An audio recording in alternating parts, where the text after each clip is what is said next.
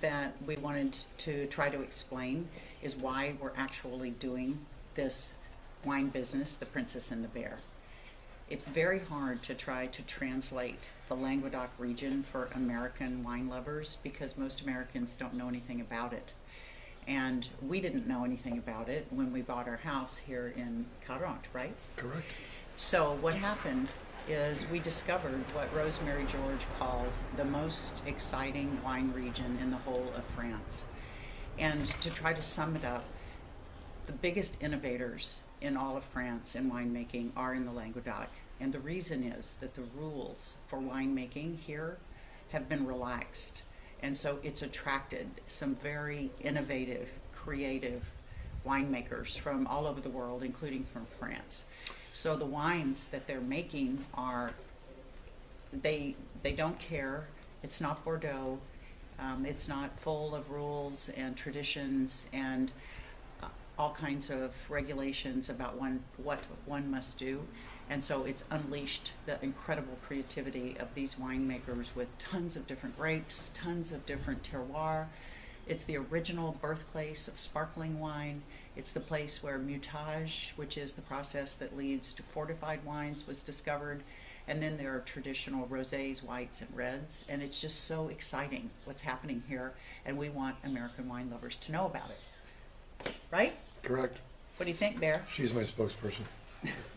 Well, what do you think about it? I think everything you said is exactly right. I mean, it's just like she was saying in Bordeaux and Burgundy and Beaujolais and Alsace and all these other places around France, there's just these very strict rules about what you can grow, what you can't grow, and how each wine is made.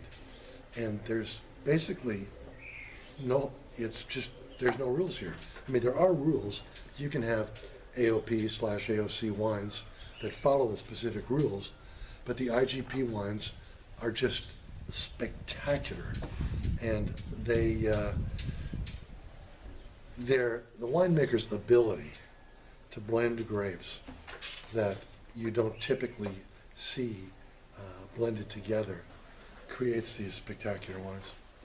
And the reason why this region is the one where this great explosion of creativity and fabulous wines occurred is because in Bordeaux and places like that, the land is very expensive, and so people stick with the rules there because they can charge more for the wines if they meet standards and they have special AOP designations and Grand Cru and things like that.